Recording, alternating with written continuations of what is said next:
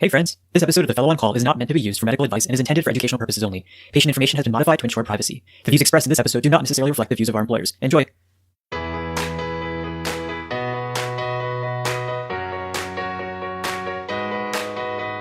Welcome to another episode of The Fellow on Call, the Hem-Onc podcast. We're coming at you this time from Washington, D.C. I'm Bronek. And Dan and Vivek, unfortunately, are not here today, but rest assured, guys, we do have two special guests that I'll introduce to you in just a moment. We're once again here in Washington, D.C. for our second episode of Hematopoiesis, and specifically this is in conjunction with the American Society of Hematology, the ASH Trainee Council, and their podcast Hematopoiesis. And if you recall from last time, here we are going to discuss issues specific to the trainee experience with some experts. Thanks to everybody that tuned in our last episode. We talked all about mentorship back in January. And so we thought now, with the Hem-Onc Fellowship application just around the corner opening up in June, and we know many of you are going to be gearing up to submit your applications, we decided why not focus on this topic. And so we've invited two stellar hematology oncology program directors to answer everything you wanted to know, but you were too afraid to ask. If you remember from last time, we were joined by two members of the ASH Trainee Council, both Nick and Claire. Nick and Claire, welcome back to the show. Thanks for having us. You know, the last time we were here, it was winter, and now we're also gearing up for spring and summer around the corner. So if you would please reintroduce yourselves to us, tell us where you are in your training, and then also, what is the thing you're most looking forward to this summer? I'm Nick. I'm a Joint Med-Peds Fellow, third year going into my fourth year, my last year, and a soon-to-be chair of the Trainee Council. I'm really looking forward to taking a vacation with my wife and my two kids to the beach and watching them play in the water and have a great time. How about you, Claire? Hi everyone, Claire here. I'm a PhD student at the University of Michigan. I'm very happy that the weather is warmer because summer means ice cream here. I went to Dairy Queen for the first time this season last night, and I am very much looking forward to patronizing all of the other wonderful ice cream establishments that we have in Ann Arbor. Summer's just not long enough. What ice cream did you get? That's the real question. I got a Heath Blizzard yesterday, but it's always a very difficult choice.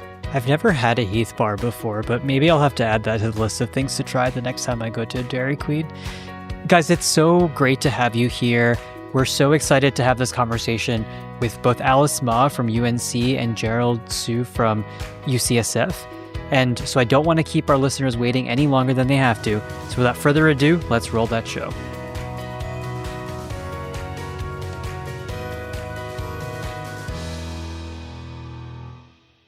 We are super excited to be teaming up with Nick and Claire from Hematopoiesis today as we discuss fellowship applications.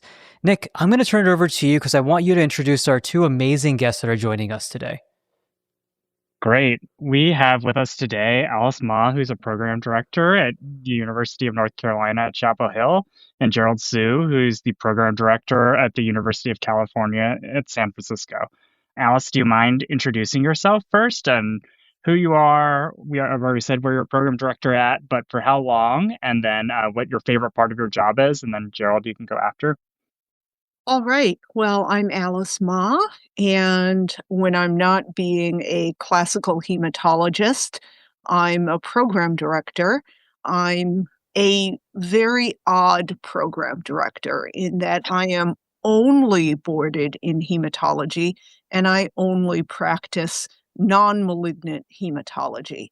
But I direct a combined fellowship here at UNC. I've been the overall program director for something like 11 years now, which I cannot believe. And I'm not burnt out on it yet. So that's a good thing. And before that, I was the associate program director for research.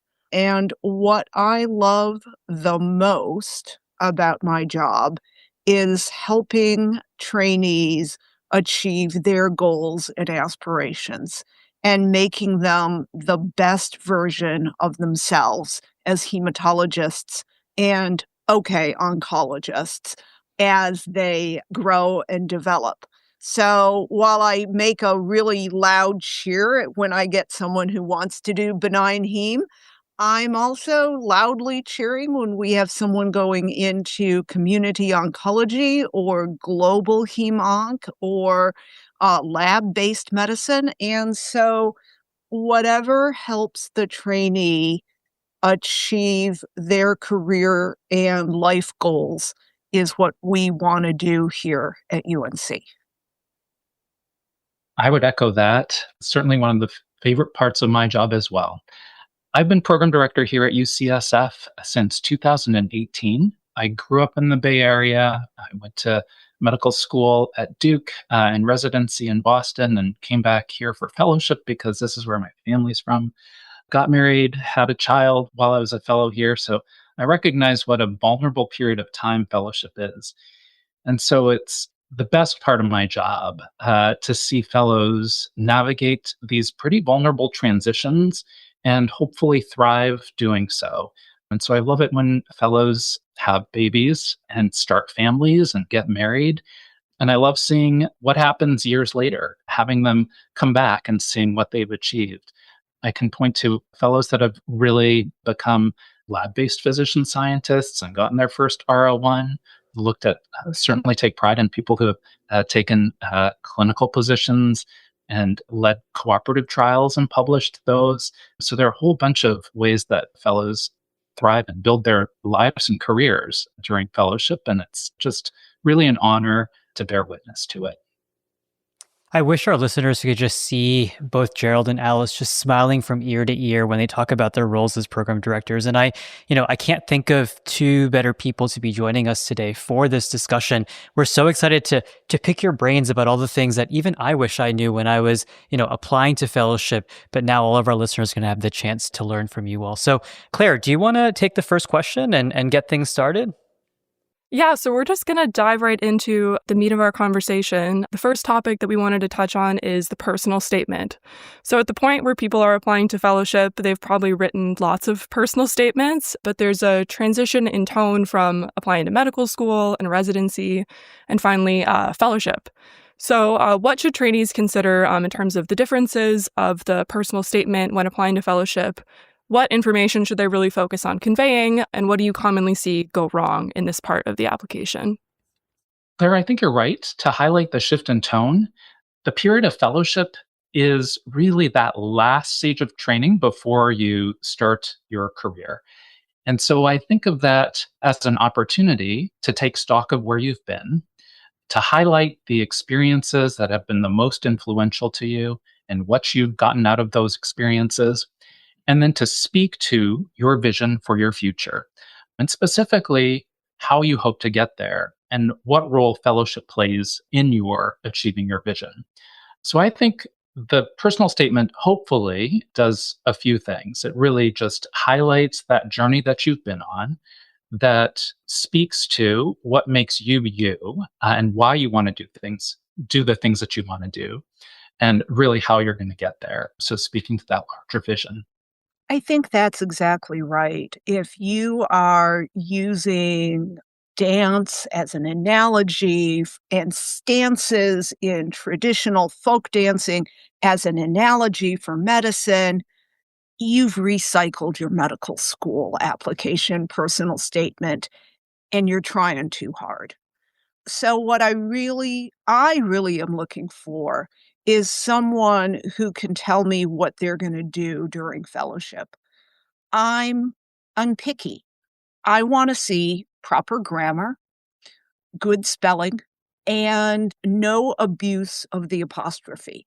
Because if you can't even be bothered for proper punctuation and grammar in your application, how am I going to trust you to write chemotherapy?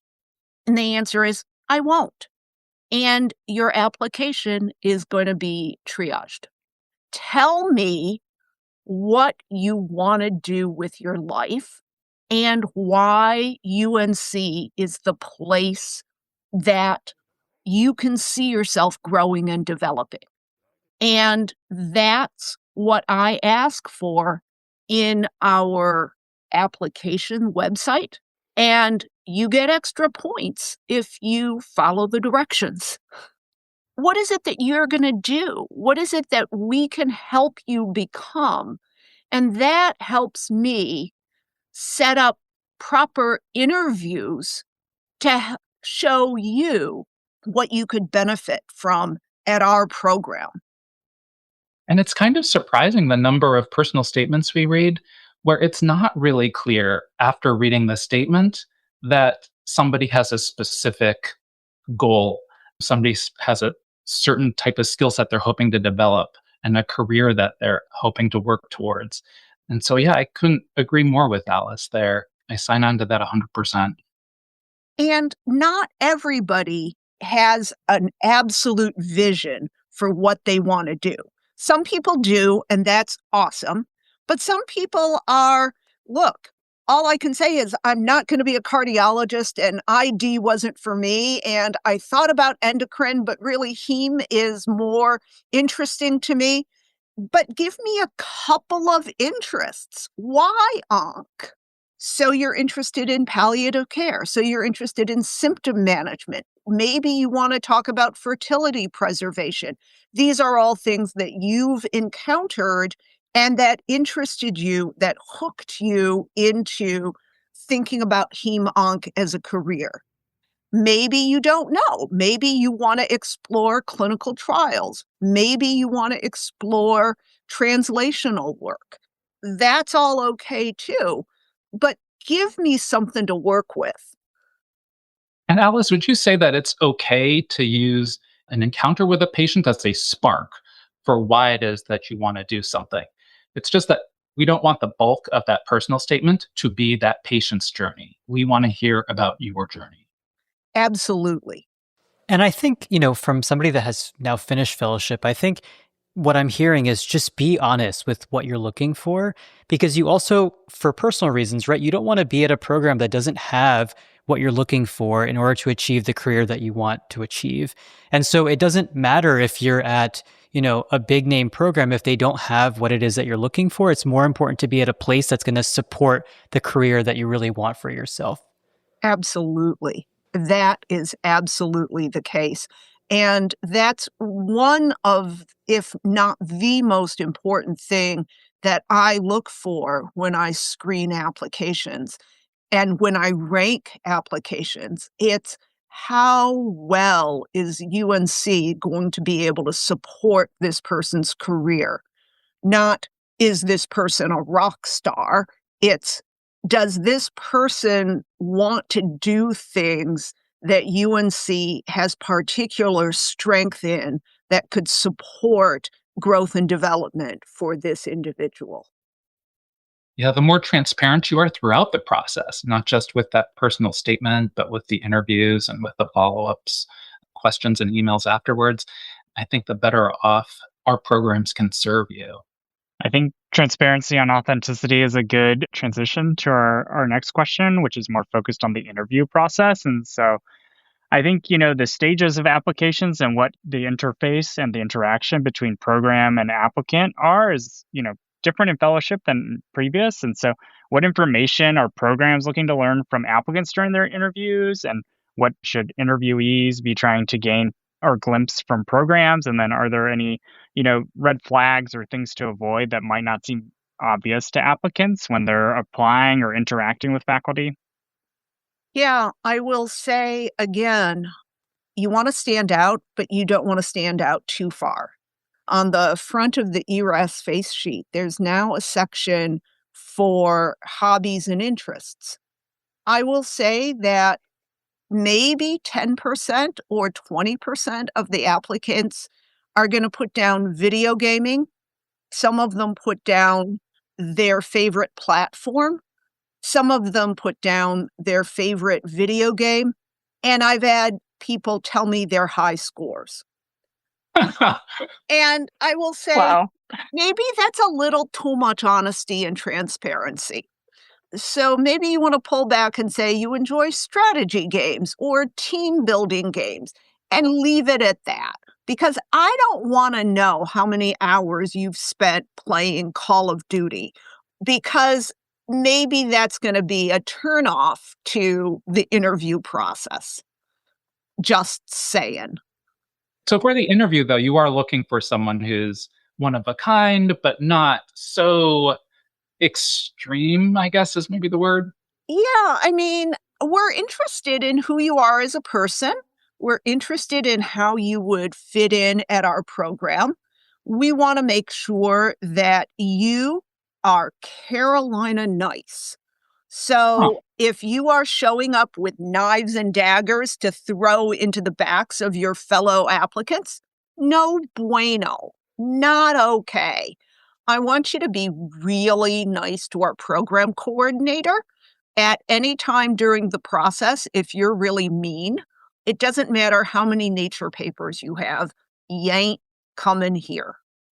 And you need to be collaborative. You need to be able to have a conversation.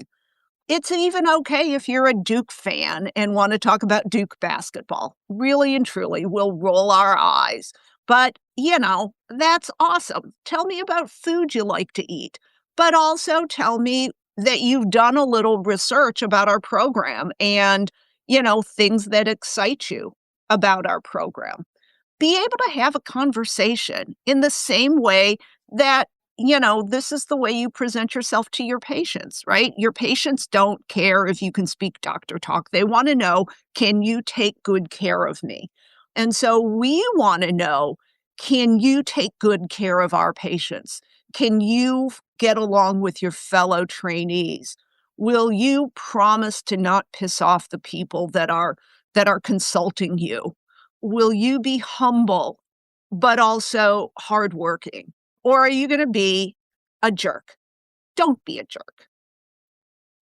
Yeah, I think the interview is a wonderful place to let your personal qualities and attributes shine through, no matter the question. What I'll add to this is I think the interview questions that we ask, they tend to be more standardized in nature. And the reason we ask those questions is one, we think that they are a way to draw out some core values and principles. We think they're a way to highlight people's intellectual curiosity. So we definitely want to know how you think. And generally speaking, what I'm hoping to learn from someone is how they tell a story. I think how people answer questions sheds light on how they organize information and convey it to colleagues, to patients. And so I think the interview is really that opportunity to hear directly from somebody and for us to get a sense of what they're like in conversation in different types of settings. Since both of you have been program directors both before and after the pandemic, and so you've certainly been there when there were in-person interviews and now more so in a virtual fashion, do you still feel like you can get a feel for your applicants in the virtual forum? And, what sorts of things should we be aware of when we're in a virtual interview? I think so. I mean, there's nothing like being in person with somebody. The virtual is still a place that I think I get enough information about how a person is going to be interpersonally. I think it's still a place that I can have some insight into how somebody thinks and tells that story. But what I don't get in a virtual interview is the gestures and mannerisms and how they go about their day when you get to see them in a different conference or interacting with a program coordinator or other applicants and your fellows. Do they have table manners? Do they have manners in general? I mean, we had trainees who were applying who spent all the time surfing on their phone and not paying any attention to any of the material that was being provided. And it's easier to surf your phone while you're on Zoom and not show it. Gerald, you mentioned that UCSF uses standardized interview questions. Would you say that that's a pretty common practice amongst programs? Is there a unique way to prepare for that type of interview compared to a more typical conversational style one? I'm not sure how easy it is to prepare for standardized question type interviews. My sense is that programs are increasingly using them. I know here at UCSF, amongst our Department of Medicine fellowship programs, I think all of us now use it. We certainly do ask follow up questions. There are interviews in which people are not asking standardized questions, but the core faculty interviewers who are interviewing multiple applicants and maybe half the applicants will certainly be using standardized questions. We have not implemented standardized questions. I do have a standardized form that our evaluations go on. And so, however, our interviewer can glean those nuggets of data is fair game. So, tell me about your research, or tell me about, sometimes I'll say things like, tell me about what you are most proud of, or tell me about a patient interaction that didn't go well and how you dug yourself out of it. Yeah. Well, this has been super helpful. I think that what keeps on coming up again and again is kind of like how the applicant and the program fit so that the, applicant can make it to kind of launch off into their career. And so I think holistically kind of taking through the application and the interview and then kind of all the, behind the scenes dynamics of putting together a class, I guess, how do you assess fit and then finally kind of like review the application to kind of put together who you want to rank for a fellowship class? What are the sorts of things that go into that and things that people can do, I guess, to keep in mind for that process? I think Alice said it best earlier. She said she's looking to find ways to support an applicant through her program. How can we support your interests is what it fundamentally comes down to for us. And so we're actually trying to move away from the word fit because we don't want to think that there's a specific phenotype that exists here. We're not looking for a specific type of person to be here. And so we're moving away from fit because of the potential unconscious biases that might come with it, Yep. and moving towards what ad is somebody bringing into our program. And so I think what Alice was talking about, where we are thirsty for learning what an applicant's interests are, no matter how unique they might be. I think it's wonderful to pioneer new things and to being at the leading edge of something that's evolving within our field. And so I want to hear about those interests and think about what resources exist in my program to help support that interest. I think for us, the core attributes that we're really looking for in the statement or the interviews is how curious somebody is, how present they are. Like, I think doing the work and doing the thinking means that you're engaged, and it starts by showing up. Are they going to be good citizens and team players? Those are things that I Yes. think Yeah. help move people up and down a rank list. So when I construct a rank list, it's just really hard. So I take 8 fellows per year. If I get 8 fellows and they're all benign hematologists, one, something went wrong, right? I love me some benign hematology, but I don't have the mentorship to take 8 benign hematologists. I don't have the mentorship to take 8 of anything. And so what I'm looking for is diversity, not in the proscribed DEI kind of way, but diversity in interests and in mentors, in potential mentors. So when we put our rank list together, we'll say, all right, what do we need? Well, we need a breast cancer person. So who are the breast cancer applicants? And spread them out. We try to then say, within our top 20 or so, do we have a diversity of experiences, potential interests? I'm also unbelievably interested in people who have projects that would fit on our training grants. And we have multiple training grants. So are you interested in a field for which I have funding? Because, I think the trainees want to be paid. I want to pay the trainee. We also ask a little bit about interest, without asking about interest. So we will never say, so where are you going to rank us, huh?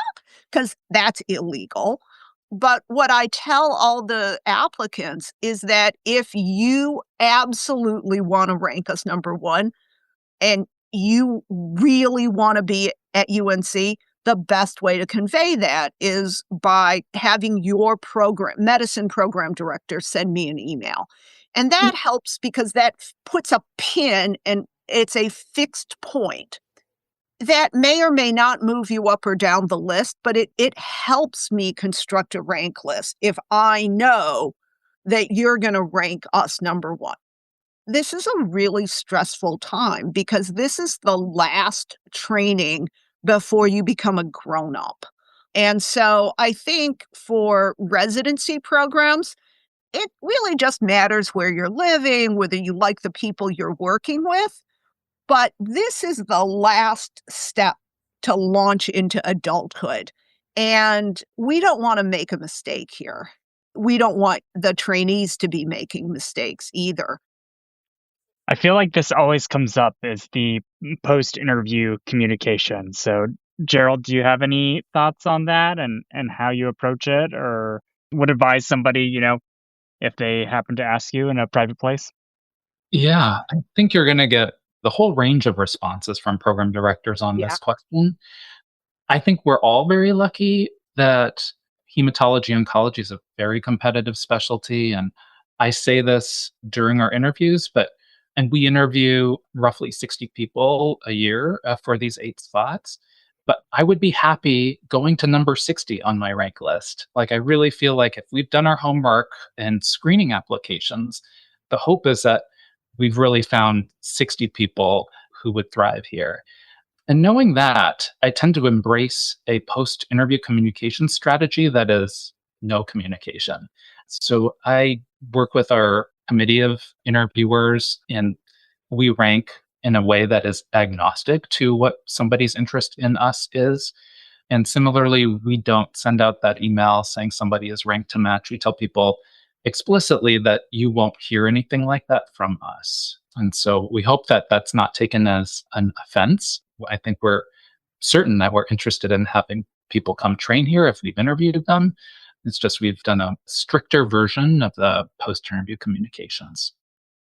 And my recollection from the interview trail is programs will be transparent about what their policies and their practices are. So, as Alice said before, listen to the rules. If the program says, please don't communicate with us, you should, really, really abide by that. And if they welcome emails and letters, by all means, go ahead, But I think you guys also highlight something else, is that honesty is really, really important. You cannot tell 5 programs that they're all your number one program, because the last thing you want is to be blacklisted down the line. And that is not a good look if you're trying to make this career happen.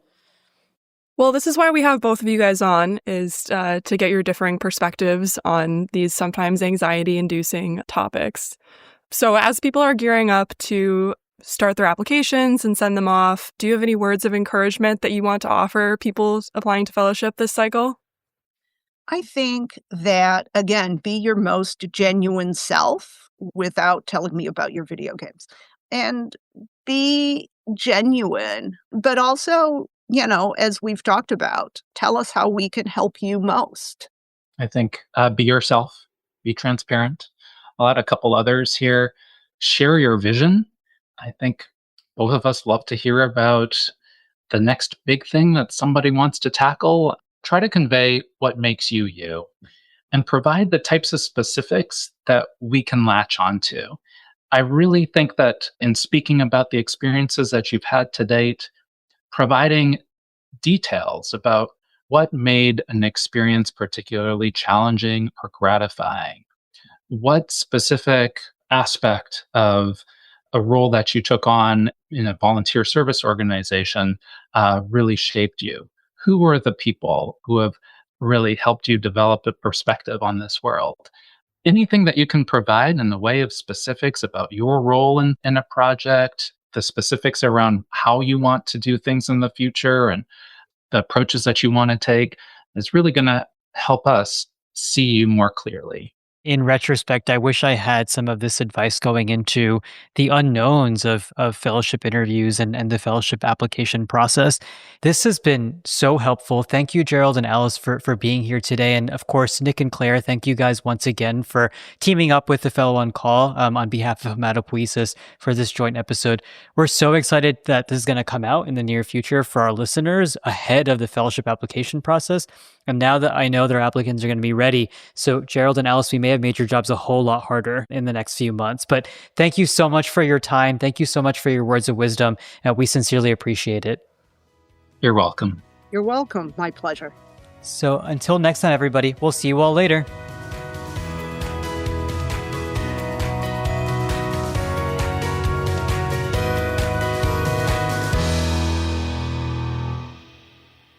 This podcast was edited by Resonate Recordings.